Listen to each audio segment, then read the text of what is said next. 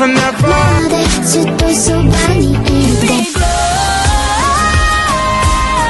I don't remember it much, but my parents have told me this multiple times.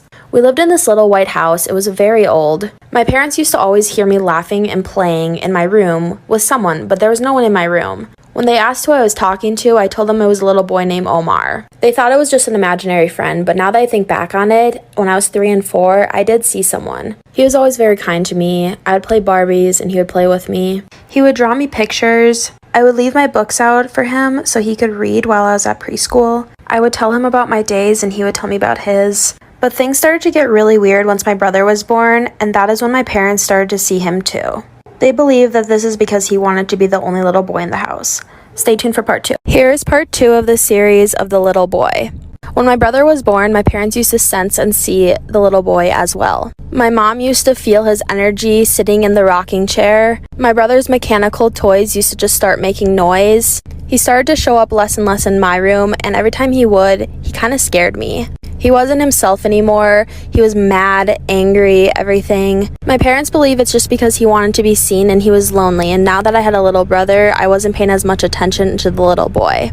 My mom would wake up to my brother crying in the middle of the night and go check on him, and she would sense something standing next to her. Weeks later, we moved out of that house due to a shooting in our backyard. My old nanny, who lived across the street, told us after we moved out, she would always see something in the window of my room. On August 3rd, 2017, the bodies of a 69-year-old man and a 38-year-old man were found by a neighbor. The two of them seemed to have died while enjoying dinner together. When first investigating, police assumed they must have died of food poisoning. But when the toxicology report came back clear, that theory was thrown out the window. From there, it quickly turned into a homicide case, but who killed these two men and why? Police found no signs of forced entry and had no reason to believe that anyone would want them dead. After some time passed, doctors were finally able to determine what the cause of death was, and it wasn't at all what anyone was thinking. During their dinner together, the 69-year-old man bit off more than he could chew and began choking on a piece of steak. He could have easily been saved by the 38-year-old man, except for the fact that he was too busy dying from a heart attack that was triggered by seeing his lifelong friend slowly choking to death on a piece of steak. This is why you should always check under your bed. A little kid named Caleb was getting ready for bed and decided to go brush his teeth. He went into the bathroom, brushed his teeth, and told his mom goodnight like usual. Caleb climbed into bed and watched TV until he fell asleep. Caleb then wakes up in the middle of the night screaming for his mom. His mom, startled, jolts into the room and asks Caleb why is he screaming. Caleb says, "Mr. Bones won't let me sleep." His mom says, "Mr. Bones? That was my monster's name when I was your age." She then laughs and says, "Maybe he's here for me and not you." The lights shut off and the door slams. Caleb stops and stares and said, "He told me the same thing." If you guys want to see more videos like this, make sure to like and follow.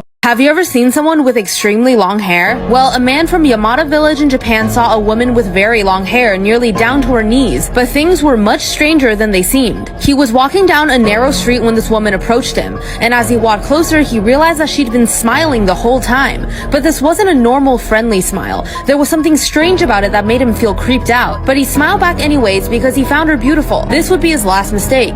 In that moment, her hair rose up and stuck to him. Strands of hair hooked onto his clothes. He ran as fast as he could, terrified. He got home quickly, locked the door, but couldn't fall asleep all night. The next morning he felt a bit better, so he opened the door to try to go to work, but he saw that on the other side his door was covered in scratches. He had run into Hariona, the long-haired woman from Japanese urban legend whose hair can turn into hooks. She's also known as a smiling woman, as she usually smiles at people from the shadows and also specifically targets men who smile back at her. Comment below what you would do if you ran into her, and follow to see more.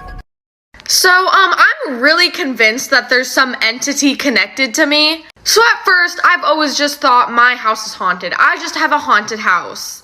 That was up until I started having paranormal experiences everywhere I went. So the other night, I slept over at one of my friends' houses. And around the time this happened, I was the only one awake, and I was also the only person in the basement. So I'm laying on the air mattress watching YouTube, whatever. I'm just laying down there chilling watching YouTube, and I start hearing little taps on the ceiling. Almost like somebody was walking but tapping. It was really weird. So I kind of ignored it. I didn't think anything of it. And that was until I looked at the chair that was sitting right next to the air mattress and noticed it had moved and was now facing my bed. almost like something was sitting in the chair and watching me. I was laying in bed one night. It was pitch black because we had just moved in, so all you can see is the light creeping underneath the door from the landing. My mom was sleeping in the same room as me, but she was sleeping on the floor. We had just moved in. When all of a sudden the door slowly starts to creep open and an oldish woman appears around the door looking at me and then goes away. I just thought it was a nightmare and turned around really fast and went underneath the covers hoping that I would wake up. When all of a sudden, something that I'll never forget. My mom whispered to me, "Did you see someone just peering around the door?" Safe to say we didn't sleep that night. I'm going to be telling you a true scary story about why you should always cover your camera on your computer. I work from home, so I use my computer a lot. And one day I was just sitting there responding to emails when all of a sudden the green little dot by the camera came on. It went away right away, so I didn't think much of it. But then it continued to happen every single day.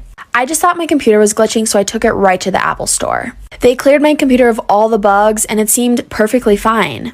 That was until I got a very suspicious thing in the mail. It was literal pictures of myself on my computer.